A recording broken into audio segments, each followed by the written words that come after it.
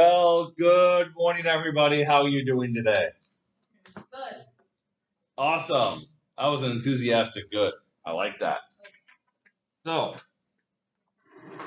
what did we talk about last time? What did we end on?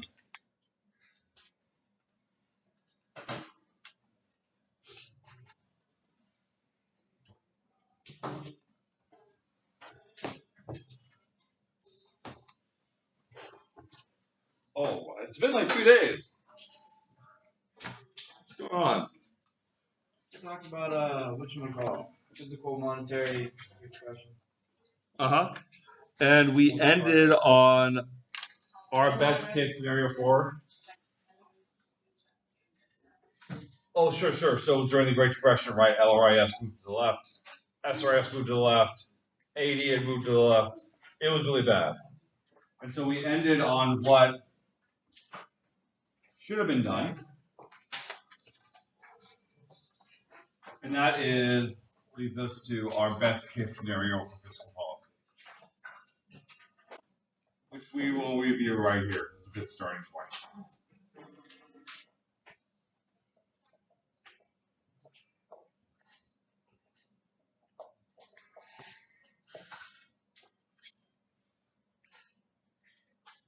The line straight down.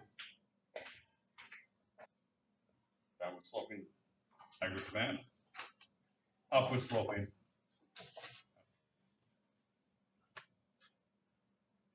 What is fiscal policy?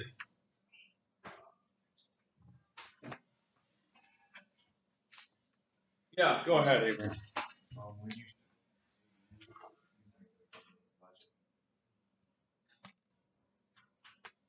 When you shift aggregate demand, yeah.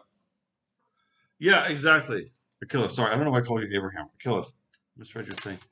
Yeah. What do you mean by government budget? Like the amount of money. In the form of, so we can do it two ways, remember? Taxes. And just government spending, exactly. And if we shift it to the right, what are we doing? Like, are we increasing taxes or lowering taxes? So if we increase taxes, remember, if we increase taxes, what happens, Jonathan? Just to the right. If you take money out of people's pockets by increasing taxes, you're giving them less ability to buy things. If you spend more, if that increases, that's going to shift it to the right. So our best case scenario begins with some sort of bad thing that shifted aggregate demand to the left. For our purposes, it doesn't matter what that bad thing was, as long as it was an AD shift. That creates, remember what we called this? Yeah, a recessionary gap.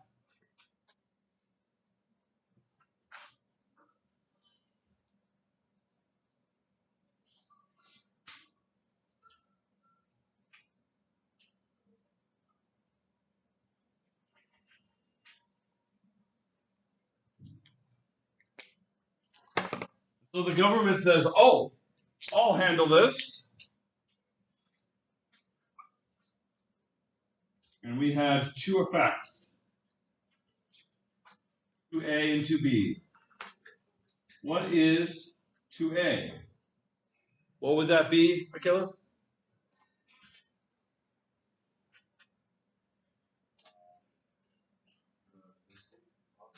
That would be expansionary fiscal policy. We can call it expansionary fiscal policy.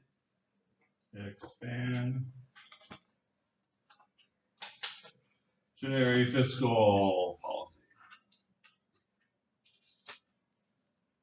And that leads us somewhere, and that closes the gap somewhat.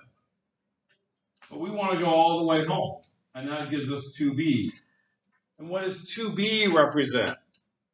Yeah, Ed. It is the fiscal multiplier. What is the fiscal multiplier?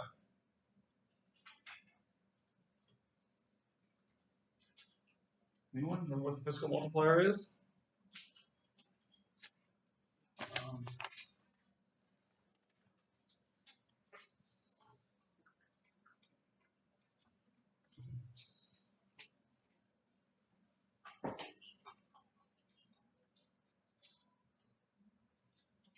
delta y 1 over ms MPS. 1 over MPS, but what does it represent? It's Taylor, do you remember what it represents? Okay. how It's the end, right? What? dollars How dollars trickle. Yeah. Yeah. And unlike trickle-down economics, which claims to say, oh, the rich will spend their money employing poor people, right? That's kind of the implication of trickle-down economics. In actual economics, when we talk about the multiplier, we're not claiming how people are spending this money. They can spend all kinds of different things. The point is, the economy as a whole, we're not making a distributional claim. We're just saying, look, there's going to be more demand. Maybe it's going to be rich people benefit. Maybe it's going to be poor people benefit. Probably going to be a mixture. It's a big economy. But that's going to be this other effect. And that brings us all the way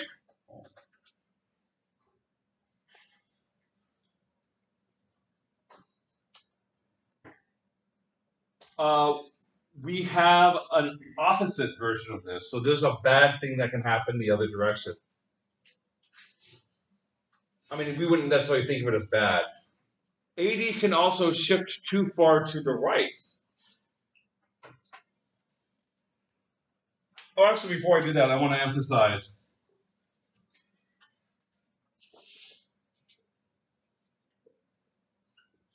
this key implication of the multiplier. The bigger the multiplier,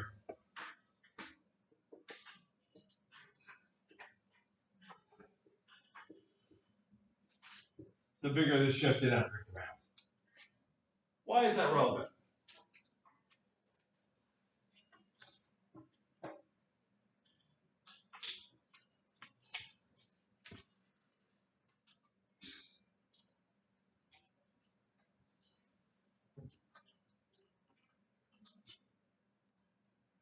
The question is, why is it relevant? Like, what's the point of me saying the bigger the multiplier, the bigger the AD shift?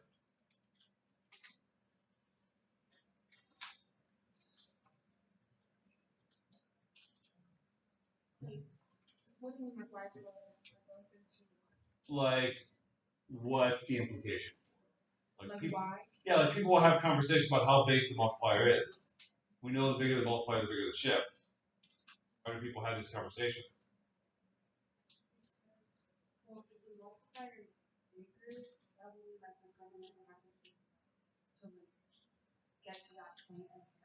Exactly. You're absolutely right. You're absolutely right. If the multiplier is huge, then the government only has to spend a little bit, and then the multiplier does the rest of the work. If the multiplier is tiny, then the government kind of has to do most or all of the job itself. So that's why we say the bigger the multiplier, the bigger the shift, right? If it's a big multiplier, yeah, the government nudges 80 a little bit, and then the multiplier does the rest of it. Now, granted, if we underestimate the multiplier, if it is bigger than we think it is, it's possible that we will overshoot. It's possible for lots of reasons. 80 will come all the way over here to the far right.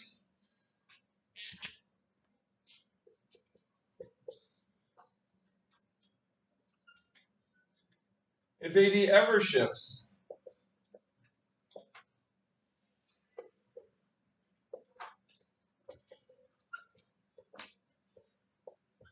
maybe it shifts too far to the right because it started there and something happened that caused it to go really high. Like the economy is doing fine and the government cuts taxes, 80 would shift to the right. Maybe it shifted to the right because we overshot. So you could argue this happened during COVID when the government spent tons and tons of money to solve a problem and it just went too far. If 80 shifts to the right, we have a different problem.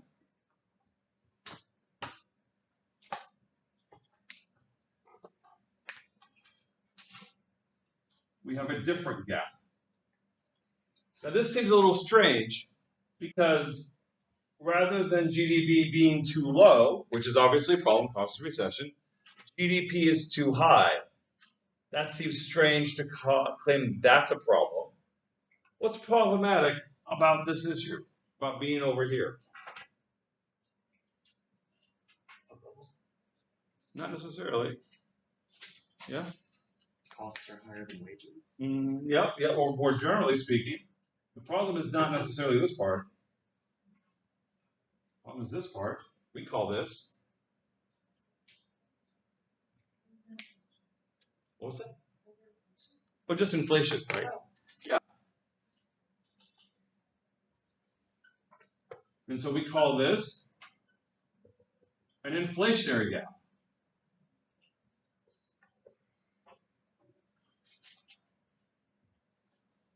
In other words, we call these gaps whatever's bad about them. When GDP is too low, it's a recessionary gap. When GDP is too high, I put 2 in square rows, it's an inflationary gap because the economy is running too hot. There's only actually so much production you have are capable of doing. You're just going to create a lot of inflation. The idea is that government engages in expansionary fiscal policy in order to correct for recessionary gaps, and it will engage in contractionary fiscal policy in order to bring it back. We good so far? All right. Stabilizers.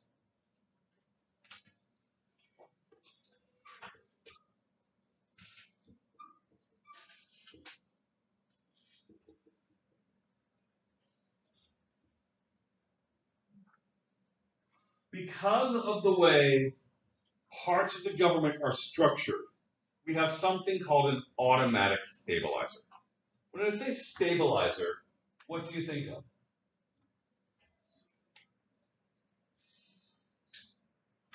I mean, stable. I can change, yeah.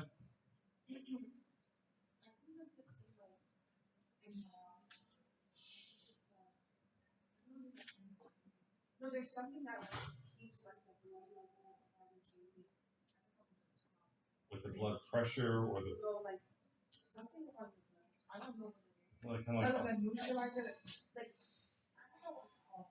But basically, if something, for example, if your blood makes your blood sugar level too high, for example.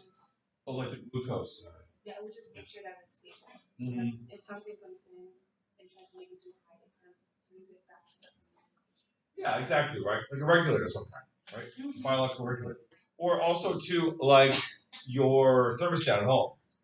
If it gets too cold, thermostat kicks in, brings up the temperature. If it gets too hot, air conditioning kicks in, bring it down too low, bring it down lower, right? Or if you are driving on the road and your car has shocks, so that they absorb some of the ups and downs of the road, and so you get a smooth ride, even if the wheels are doing this.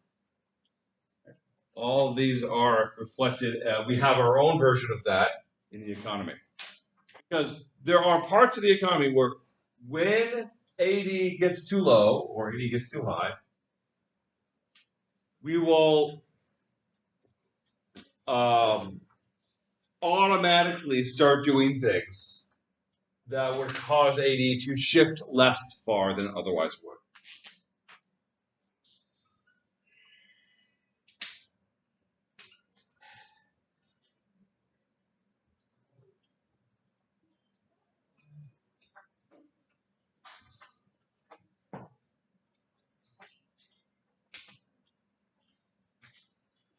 And these are going to come in 2 forms. One is going to be on the government spending side, and one is going to be on the tax side. Let's do the government spending one first. It's a little easier.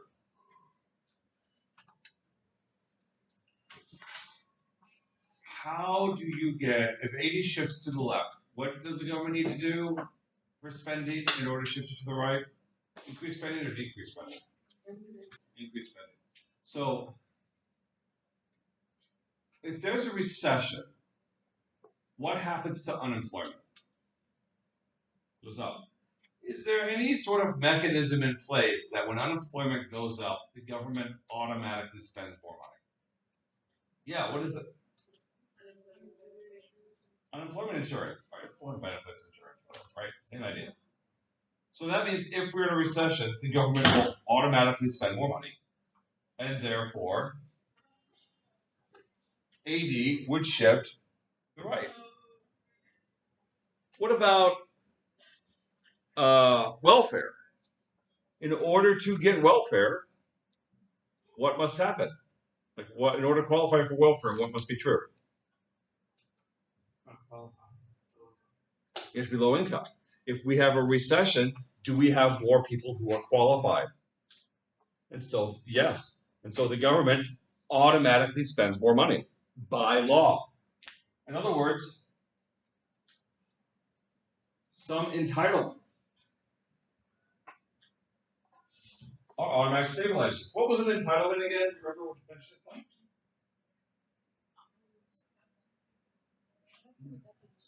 Yeah. Francis, you have your hand half up. I'll take it. That you have guaranteed access to, right? Assuming you meet the qualifications you are qualified for. Well, when there's a recession, more people qualify for some of these entitlements, and therefore the government has to spend more money. Right? It's a mandatory spending thing. Medicaid is an automatic stabilizer. Medicare is not. Why is Medicaid an automatic stabilizer, not Medicare? Yeah. Medicaid is for people with certain income. Mm-hmm. And, Medicare is for. Oh, but they're both entitlements. Yeah, go ahead, Francis. Because as Liam points out, one is income based, but why is that relevant?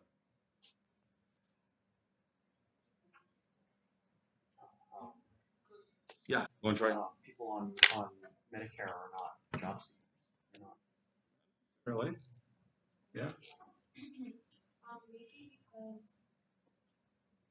you can be old but have a like but maybe financial thing where you don't actually need Medicare. That's true, but remember when we talk about automatic stabilizers, we're saying think about how I set up the process. When there's a recession, the government automatically spends more money.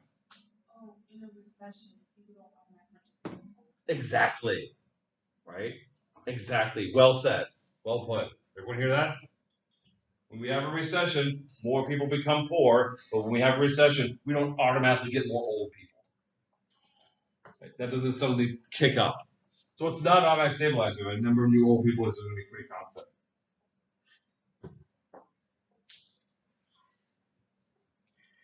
Recession causes more people qualified,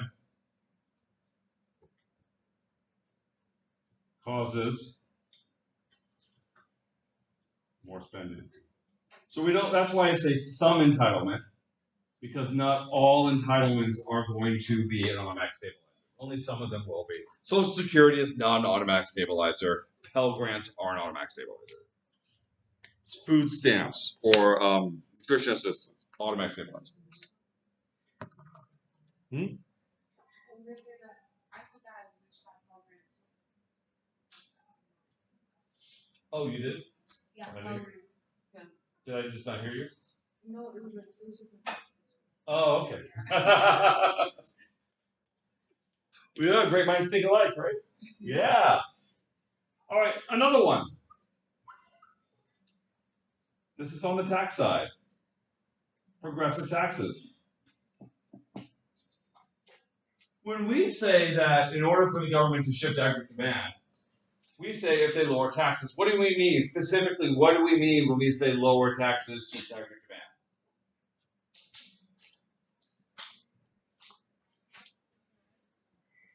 To the right, yeah. Because what is actually changing? Not necessarily the total tax, it's the tax rate. The tax rate changes. Oh, wait. Remember how we did this? So, if income falls because there's a recession,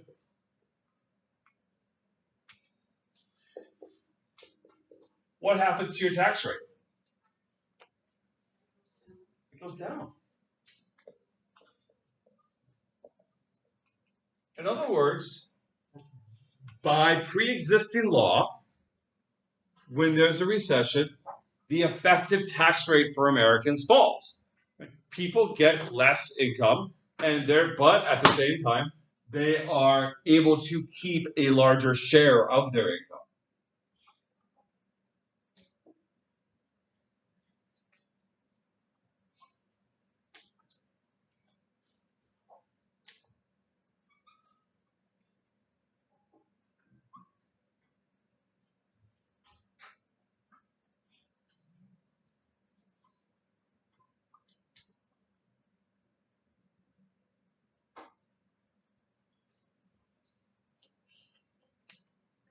An extreme version of this is the earned income tax credit, or sometimes called the earned income credit. What is it? EITC. Anyone know what that is? If It's you, it's earned income tax. I just said it. if What is you, GDP? It's gross domestic product. Yeah, Liam. if you make Give me some under- substance. if you make under a certain amount, you get some or all of your tax money back, depending on Exactly. how far below it is. It's not only that, it's literally a negative tax rate.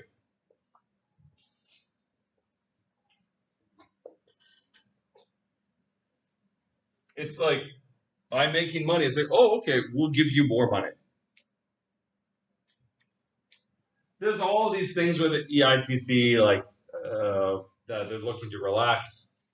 Things like, you have to be like a single parent, usually a mother, right? And you're also working, of course, you have to work in order to qualify for it. But that is the same idea. Someone loses their job or gets their hours usually cut, they might actually literally not only pay off a smaller chunk, they might actually get paid.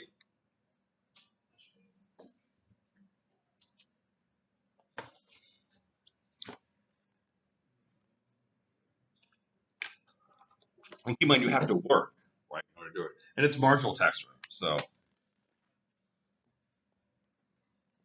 All right.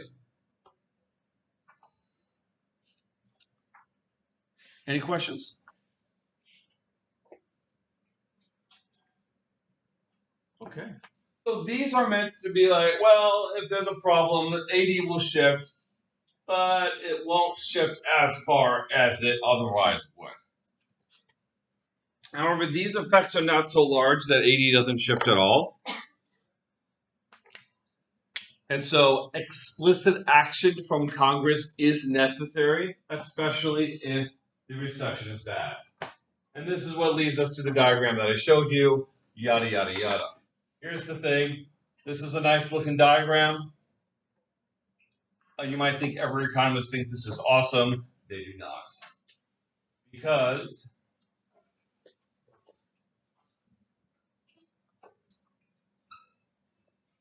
fiscal policy has some problems. It is not like a joyful thing. Without any downside. I got 5 of these problems here, and we're going to do these 5, and then we'll conclude for the day. Yeah. Let's start with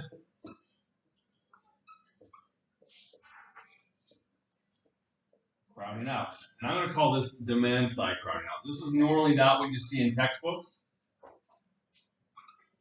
Normally you just see crowding out in general. But some years ago, I read about some interesting research that makes the distinction between demand and supply side crowding out. I'm like, this is perfect. This is great for the class. I'm going to throw this out.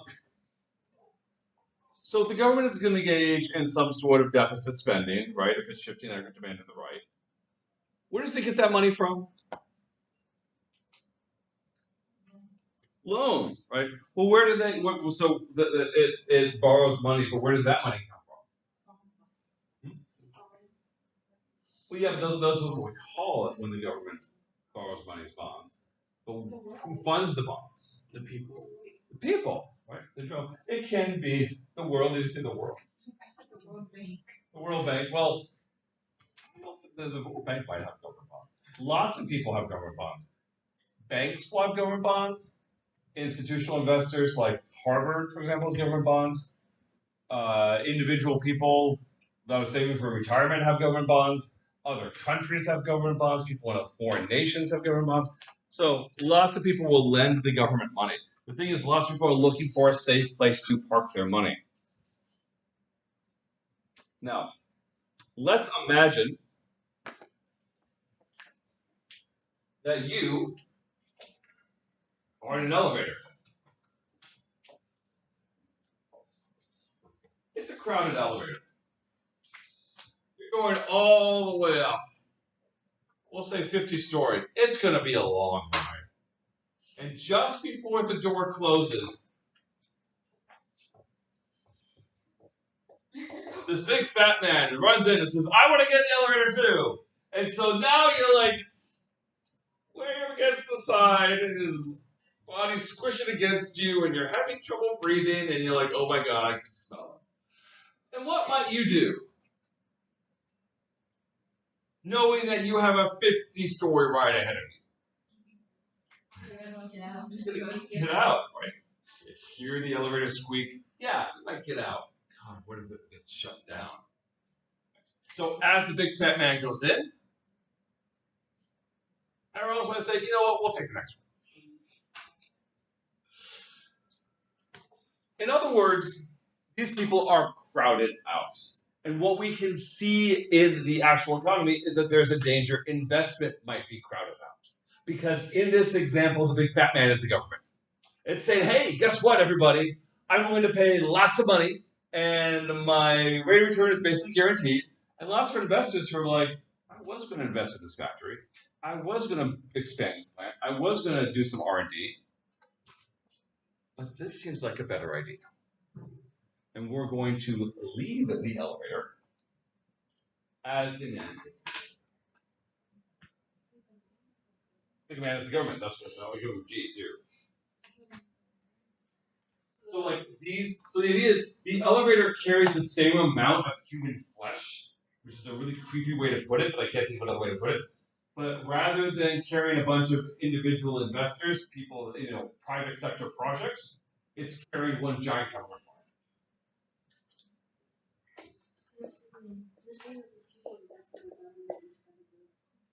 Exactly, yeah.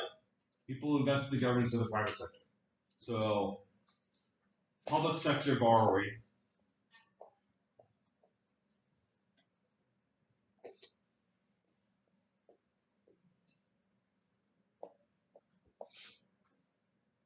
Replaces private sector borrowing.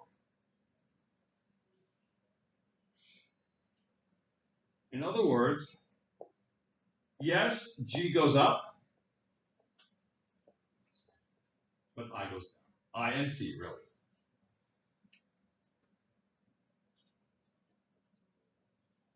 And so, in its extreme version, nothing happens. In its extreme version, the government does not actually, like the AD does not actually shift. You're just changing the composition of the economy. You're not actually shifting aggregate demand. Oops! An increase in government spending is offset by a decrease in private spending.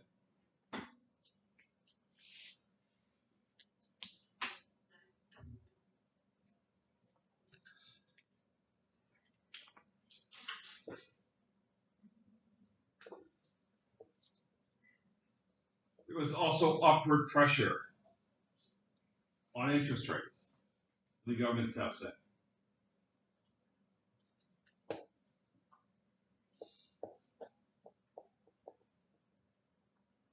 Which disincentivizes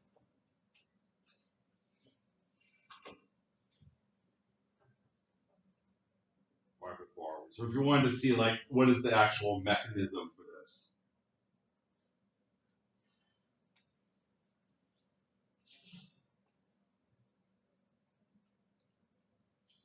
The idea is the interest rate gets higher.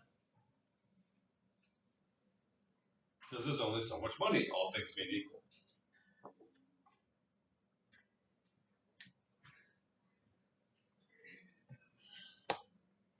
Now, admittedly, this to me, I don't see this as a huge issue when there is a recession. Because when there is a recession, people really don't want to be borrowing money anyway. Like the economy's in the shitter. There's not many people in the elevator to begin with. There might be one or two, but there's not many. So the amount of private sector borrowing that gets crowded out, it's probably on the small side. But it's still worth mentioning because it emphasizes, look, if there's like a small decline in GDP, that maybe the recession isn't that bad, maybe you should just do nothing. Because you don't, if the recession isn't that bad, there's still a lot of people you can credit. And by the way, if the recession isn't that bad, AD might shift by itself. And then if you start doing stuff after the economy is functionally fine, you might overshoot and just cause bigger problems. Hell, you might even cause inflation. Still, this idea that it's not that big of a deal during recession doesn't say, well, this is kind of a weak challenge. But there's a bigger problem.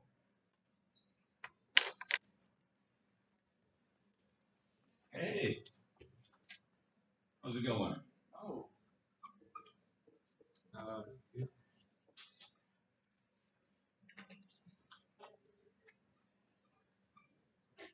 And that's the supply side crowding out. So I got this particular thing from, if you're curious about this and want to learn more about it, what I'm about to get into, this comes from an EconTalk episode with Garett Jones.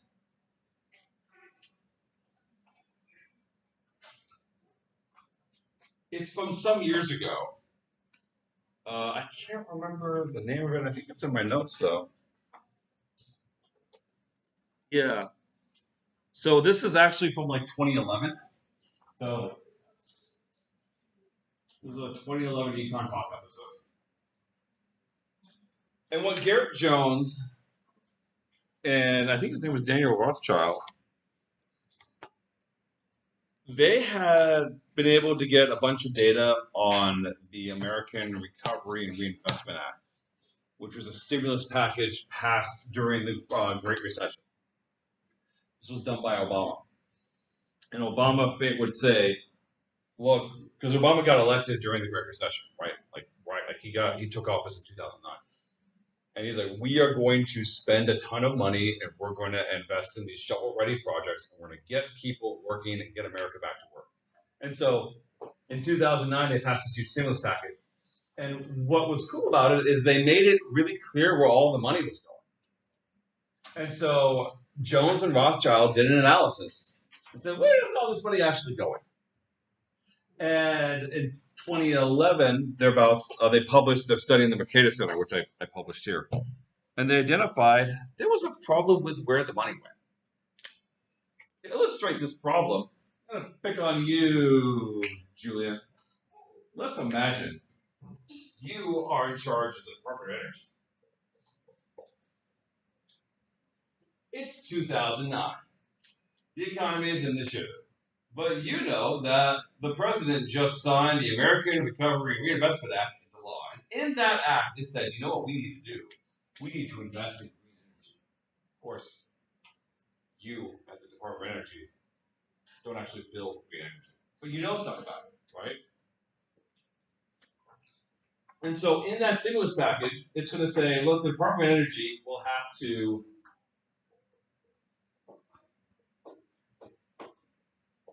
spend money on green energy. Maybe building solar panels or adding wind. But the department doesn't actually do that stuff. What do a lot of departments in the government actually like? What if they are tasked with doing a particular project for the government? What do these various agencies actually do? Give grants. They give grants, right? Or not necessarily grants, because grants are like, I'm just giving you money, have fun.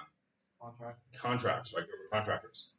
So you are going to give money to the contractor.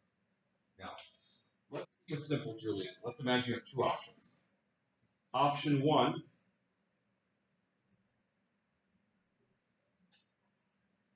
is a good firm that's doing well.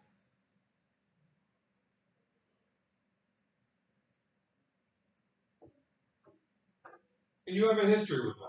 You know this firm really well. This is an awesome firm. In fact, I'm going to call it firm A. You get an A plus. Right?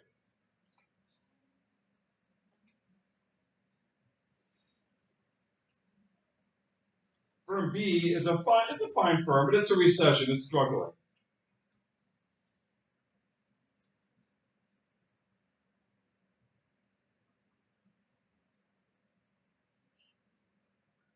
And you don't know them. This firm is okay. And it's fine. You think it can do the job. Not as well as firm A. They're awesome. Which firm do you give the money to? A or B? A. Do you even have to think about it for a moment? No. Why? Yeah, right? It's obvious. Of course what you should do. But here's a problem with that strategy. What's the goal of the stimulus package again? Yeah. To help people in recession, right? So who is Julian helping? People who are struggling. Right? It's like, well, sorry that you guys are just okay. Hope you have fun being bankrupt. Right? Like, the weird thing about a lot of this government spending is it is spent on tasks and employing people that don't actually need the help. And so what firm A does is it gets this cool government contract and it says, ooh, we got this cool new government contract we can do to build some solar panels. I guess we will not do X because we don't have time to do this private sector work. We got to do this government work. Because the government work is typically a better deal. One, the government, at least when it's not the Trump administration, pays its bills. Right? And they pay their bills promptly. And that's really great if you run a business. Apparently that's a big deal. A lot of people don't pay their bills. And it takes them a long time. So government work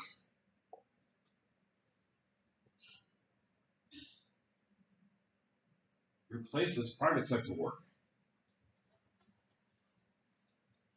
Because the last thing that Julian wants is to say, you know what, I'm going to give it to B, to give them some work, and to make sure that they stay afloat. Even though I know A will do a great job, I'm going to give it to B. Because the last thing Julian wants, though, if he gives it to B, imagine a year later, Washington Post comes out with an article that's like, firm B spends government money on hookers and booze. Like, who gave them that money? It was you! And you get fired, right? Big scandal. You want to avoid scandal. Right? That's the political incentive. And so they give money to people who don't actually need help. And they found this over and over again. That they were the firms, the governments were giving contracts to firms that were just doing fine. Yeah. I mean, so it's always tricky to like answer that question. Like, do scandals happen? They do, right? It's one of I think of it more as like a high risk, high cost thing.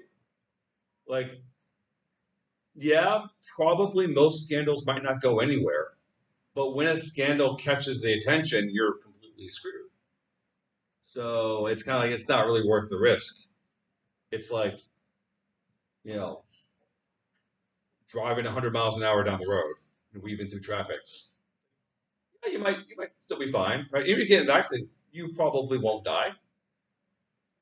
But there's a really small chance of you dying, and that seems like that's enough of an incentive not for you to do it. So I imagine there are probably quite a few scandals out there. We probably don't see most of them, right? Because people can be greedy and power hungry. But occasionally scandals do happen. Right? In fact, there was one during this time. There was a scandal with a solar power company named Solyndra. I'm trying to remember the name.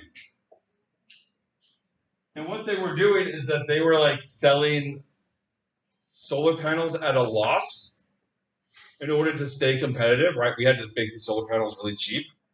We had to sell them really cheap, sell them for less than it cost for us to make it. And the government was like giving them money to support them. And it's like, why are you guys giving them that money? Right? This is like a stupid use of money. Wait, so they can stay. Yeah, because it's like if you are selling it cheaply, then you can outprice other people, right? Or you can stay competitive with like foreign imports because it was a U.S. government firm, and so the Trump, not the Obama administration is like, let's give them money to help them stay afloat. This is a great use. Let's keep giving them money to help them out. It's like they're literally selling things at a loss. Like, what are you doing? So Now what they did with Ford again, they bought it. yeah. And then they sold them. They sold it off when things were like that was during COVID, right? That was a COVID thing. No, it's 2000. Oh no, 2008. That's right. They bought a lot of their stock to help I people. think they bought the whole company. I think they bought. I They mean, bought all they're of publicly traded companies, so they didn't buy literally every stock. I would be astonished by that, but I know what you mean. They bought like a controlling interest. Did they buy literally every stock? I think GM was gonna go bankrupt. Oh, was that part of the bailout? Yeah. Wasn't that and like then a they slightly bailed it different out. time? Yeah. That was a slightly different. This is more about the stimulus package itself. And I can't remember if Solyndra was actually during the stimulus package, but it was definitely an Obama-era scandal. But it's one of those things where it's like, it's really scary. And maybe you won't get caught.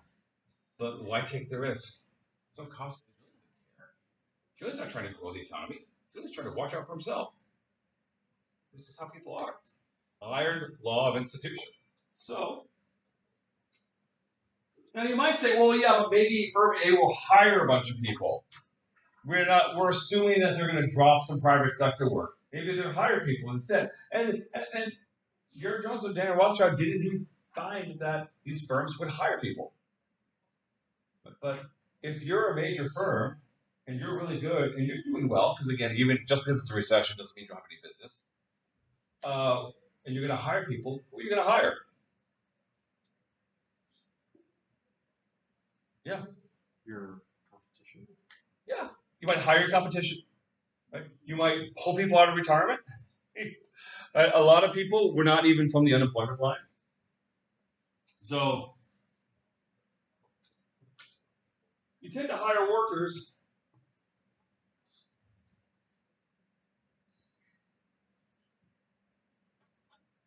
who don't need help.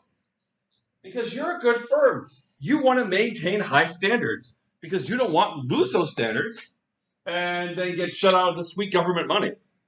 The political incentives are such that you don't actually help the people who need the help. Okay? The money does not flow in a way that people. I'm not saying literally no one is helped from that. That is not what I want to claim. I'm just saying this is a very sloppy way to go about it because there's going to be a lot of people who are going to be helped that don't need it.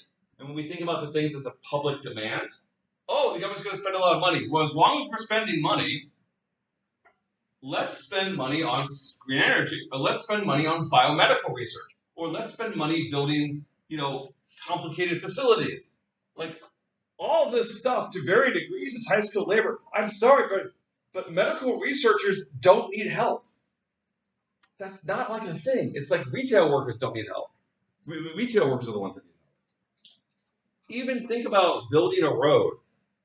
Is building a road a low-skilled job? What's involved in building a road? Yeah, big machinery equipment that you have to be trained for. And the people who are trained and really good at it probably don't need help. They might need some, right? Construction's hurt a lot during recessions. But that's probably not the people you want to target. Compare this to the New Deal. Remember we talked about the FDR did employ people during the New Deal to build stuff? Who were they employing?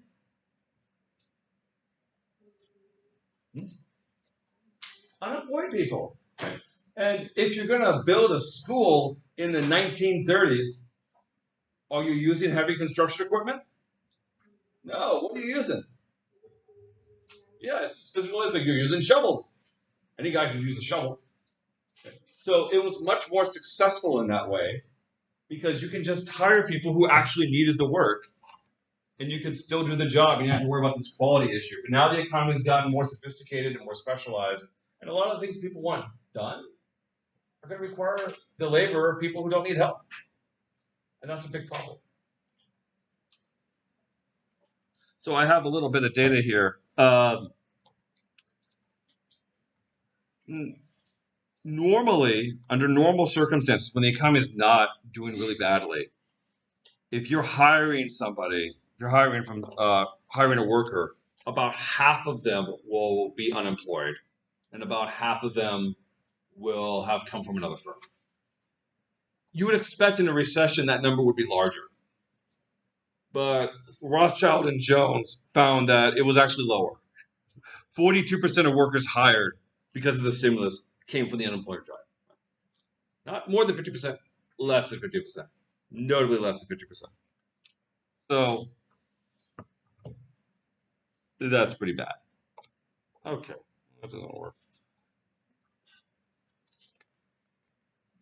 Oh, and let's see. They also did some surveys too of people who were hired. There was a lot of engineers, medical researchers. About half of them who were hired because of the stimulus had at least a bachelor's degree, and about 1/4 had a graduate degree. Oops. It's not really what you want to do. Okay. Any questions about these crowding out issues?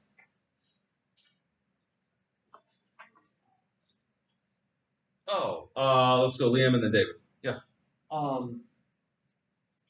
Because jobs are so specialized, well, certain things are more specialized nowadays. What would be an example of hiring or funding that would help normal people more than these specialized job segments? So there are still things that are useful to be done that don't necessarily require tons of highly specialized labor. One thing I think of is we have like an invasive plant problem in this area. If you've ever seen and you're gonna see it as things start blooming and everything warms up and things grow. But there's this I think it's like a Japanese ivy that gets everywhere. The bamboo's invasive as well. Yeah, it doesn't seem to be as everywhere. Like the ivy were literally in great blankets, completely cover for it. I mean, there's some neighborhoods where the forest around here if you go into it. Oh, really? Yeah.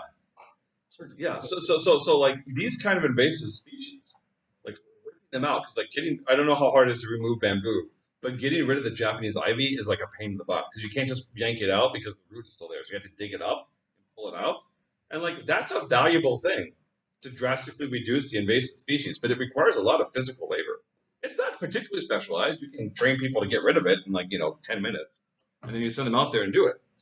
So I imagine there's a lot of things like that that could be done that would employ people who have a hard time finding a job. It's just a matter of can we get the political will to make it happen? David.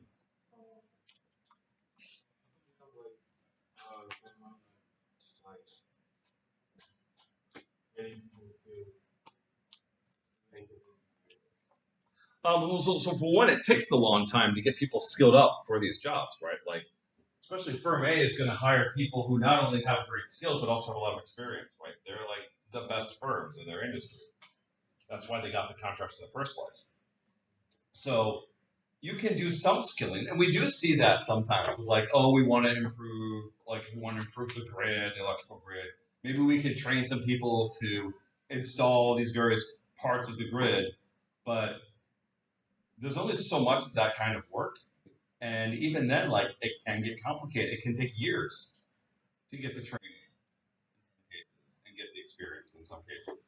So you can do some of that, but there's going to be a pretty long lag. And the whole point of doing this is we're trying to get the economy back up on its feet quickly, right? And there's tension there. Speaking of which, let's go to some more challenges because we got 3 more, and I got 15 minutes. So yes, you can tell this is one of my favorite topics to discuss. Oh, we have this nice, clean, wonderful thing. Oh yeah, but reality comes in the way and makes it complicated. It's complicated. Sorry. Let's just get rid of your best case scenario. away it goes. More challenges. One, remember, in all of these things, we are shifting aggregate demand. We are assuming the problem was aggregate demand. What if aggregate demand wasn't the problem? What if we had a real shock, like, I don't know, a global pandemic? I know it sounds crazy, but it could happen.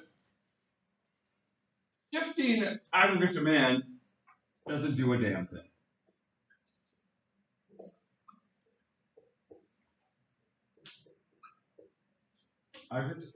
Fiscal policy can't handle real shocks.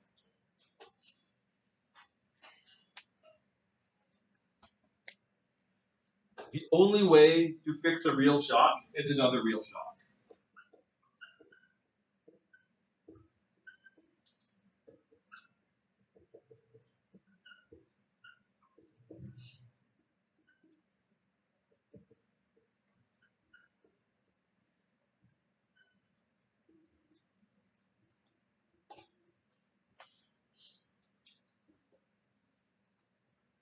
If the pandemic, the COVID pandemic, shifted LRIS to the left,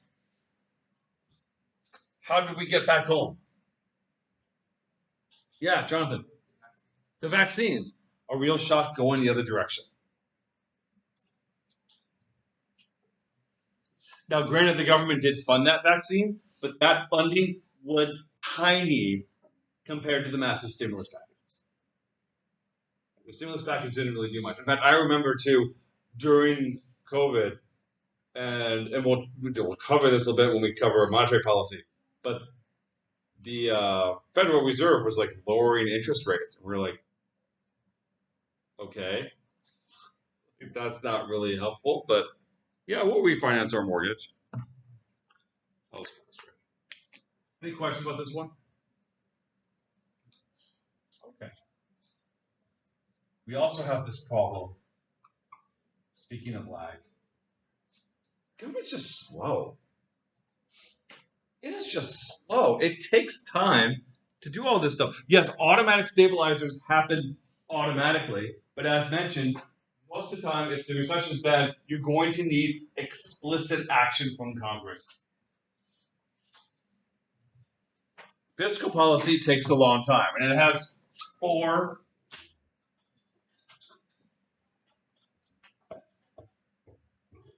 ways it's slow.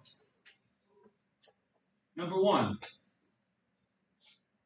Ooh, that's actually relevant. Does anyone know what happens tomorrow? It's pretty exciting. Exciting if you're economists. The Bureau of Labor Statistics is going to release the unemployment rate for April. And that's interesting because April is going to be the first full month where we've had a lot of Trump tariffs in it. And we're going to see the effect of these tariffs. We've already seen a little bit, like GDP growth slowed, but that was like, that was stuff in preparation for this. I have no idea what the unemployment rate's going to be in we'll find out tomorrow at about 9:30. What was it for the month of April? We don't know. This is my way of saying we could be in a recession right now, but we would not know it. And it takes time to recognize that we're in a recession. It takes time to identify the problem. And we call this recognition lag. I should call this 1, 2, 3, 4.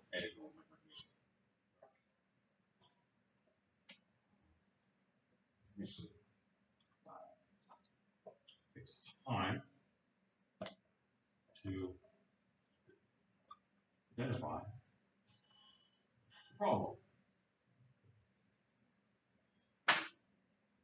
Okay, well, once we've identified the problem, then we have to do something about it. And so, what must be done? Shuri, what must be done?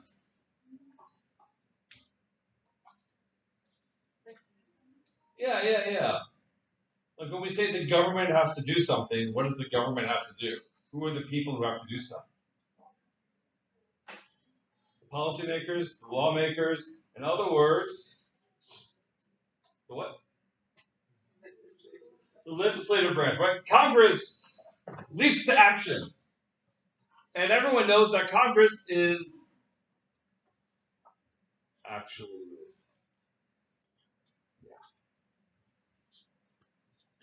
We call this legislative lag. It takes time to form and pass a plan. There's going to be questions on how much money are we going to spend on, say, green energy? How much money are we going to spend on research and development for medical research? Oh, and then, like Senator Markowitz says, I want to have like some money for my particular district or my particular state, I should say my state, because we're going to build like a museum there, and so I want to make sure I get that money. Or Senator, or like Congressman Malarkey is like, no, I want money for my particular district, so I can do some sort of like, I don't know, like subsidy for this industry. So there's a big debate that has to happen, and there's Congress people over here in the House having a debate, and then senators are having a debate, and then they go and they have to do reconciliation, and then it has to be passed by the president, and it's a whole big mess, and it takes a long time. But once that they have a plan in place, and once it is ready to go, it then must be implemented. And thus we have implementation.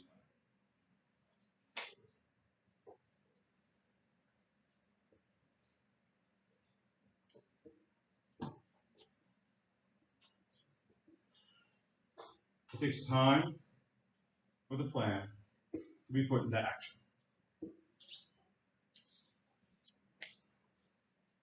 In other words, we're now capturing this whole, Julian has to figure out which business is going to get the money. And now we have to figure out, if we're going to build this road, where exactly is the road going to go?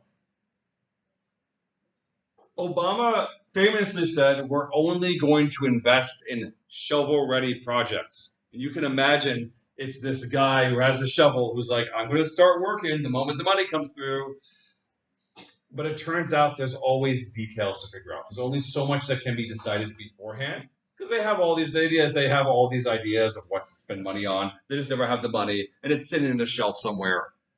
And the idea is we'll just pull those off the shelf and start funding them. But there's always lots of details that haven't been figured out. Sometimes the supply chain has changed. Sometimes the business has gone under. Sometimes something in the ground has shifted, or there's a new road or a new farm or something, and so that survey that you did 20 years ago is no longer valid. Obama would later go on to say there's no such thing as a shovel-ready project. It takes time to implement the plan. It takes time to make the plan happen. And then after the plan is happening, and we have aggregate demand shifting to the right, move it over here so it's fixing it, we recognize that the government spending money is not the whole thing. The multiplier is kicking in. It takes time for the plan to have an effect on the economy, and we call this effectiveness.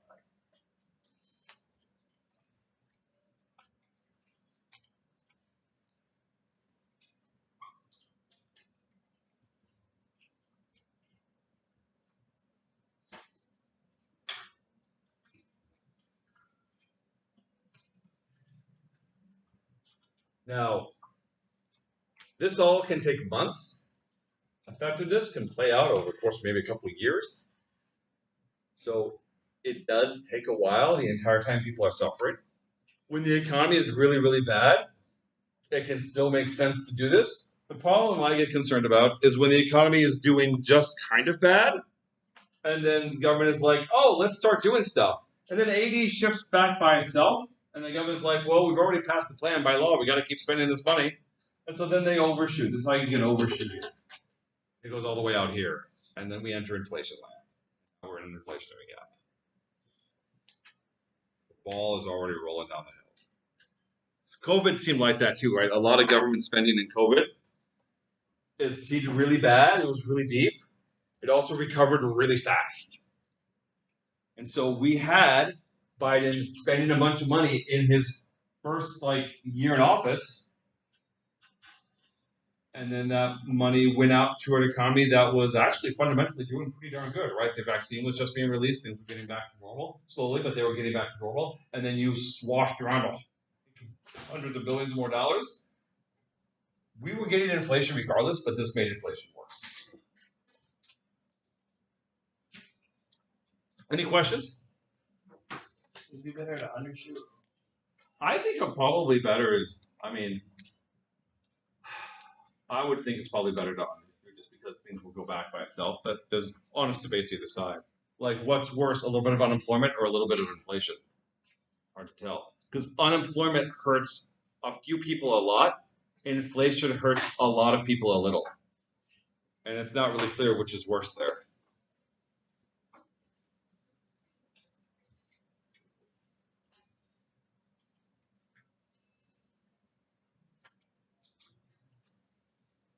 Although I think politically, inflation is worse. Because if you get a lot of, because one is a lot of people are annoyed at you, the other is a few people are annoyed at you. What would you rather have?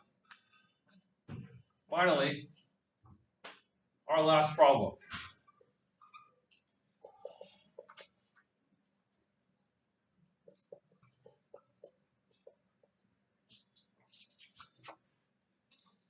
Persistent deficits.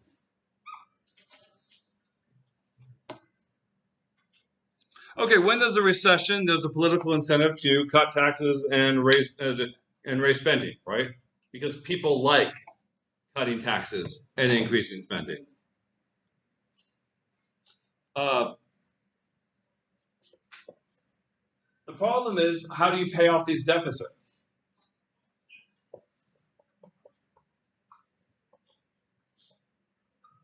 Expansionary fiscal policy creates deficits.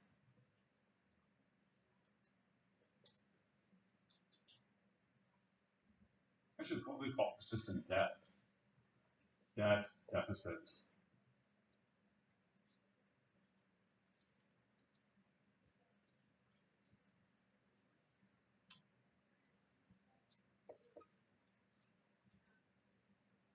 People like the government doing something when there is a big problem.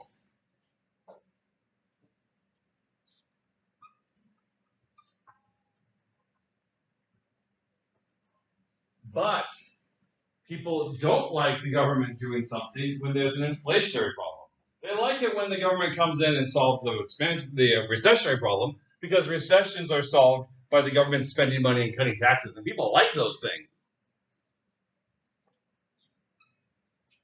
What people don't like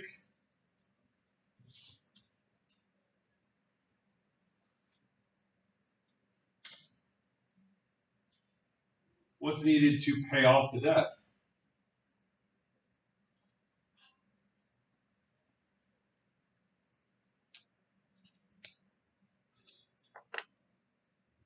As we've discussed, the U.S. government has run budget deficits every single year since 2001.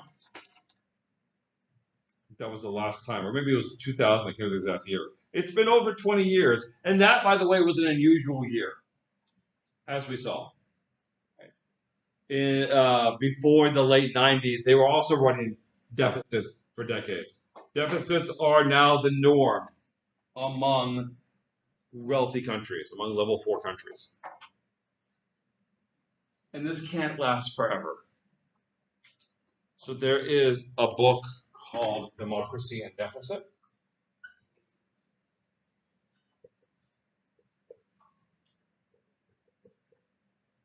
By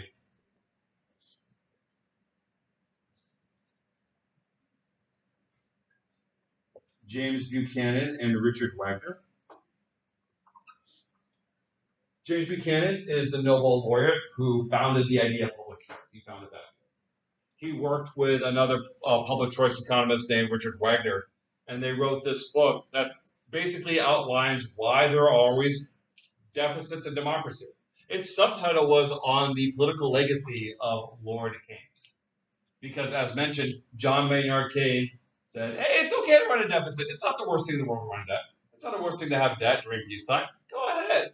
And during the Great Depression, the perception completely shifted, justified by Keynes' arguments. And now it's like, no, we just have debt all the time. Who cares? We don't have to pay it off. Yeah, I know. We probably should. But now Keynes is saying it's not really a big deal. And people don't like doing it anyway. Fuck it. And so now we get this debt. And it says pilot and pilot and pilot. And it's getting worse, especially because we had interest rates go up and because we had COVID. And every single recession that comes about makes this worse and worse. Because every recession says, well, we're going to do some fiscal policy, which means we're going to increase the debt. And afterwards, people don't want to fix it. I don't know what the end game of this looks like, but it's not good.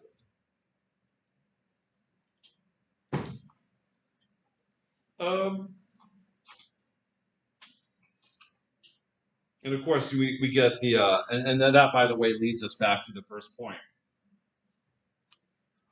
Because we always have persistent deficits,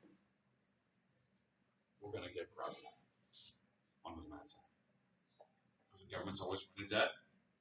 People are allocating money toward spending toward the safe government and not toward actual government. Any questions? Are you depressed yet? Yeah, what's up? If we know the problem, why? I don't know. I heard this possibly learn about it. Yep. But why does this stuff come up? Well, this is why I always make sure to cover public choice in this class. Because, as mentioned, it's not, like, you can know what the problem is, but if no actor has an incentive to fix it, the problem is going to persist. And economists, this brings up a really good point, but generally how economists look at problems. We see a problem, and our question is not, how do we fix it? The question is, does anyone have an incentive to fix it? Like, I was not terribly concerned about COVID personally, like in the long run, because I'm like, wow, this seems like lots of people would have an incentive to figure this out. I'm sure someone will figure it out, right? Like, this is not the end of the world, right? Or this is, I didn't know how long it was going to last. My wife was like, it's going to last like 5 years. I'm like, I don't know. Maybe. Hopefully not. And thankfully it did not. I'm more concerned about things that it's really hard to solve because of the bad incentives. The debt is one of them. Global warming is one too, right? That's a very hard incentive structure to solve because it's like requires everyone to cooperate. That's a difficult problem. Like, so you're asking like, what's the solution? Like, I don't know. Right? In the case of the debt, it's probably going to take some major fiscal disaster to get the political will necessary in order to bring it down. But hopefully it doesn't have to be so bad, but it's probably going to take something like that. Okay, so with that in mind, yes, it looks like that we have some challenges from fiscal policy. It has a lot of flaws. The good news is we have a substitute. We have monetary policy. And monetary policy will overcome some of these challenges, but it will also create its own challenges. And we'll learn about how that works and what it is next time. I hope you have a great weekend.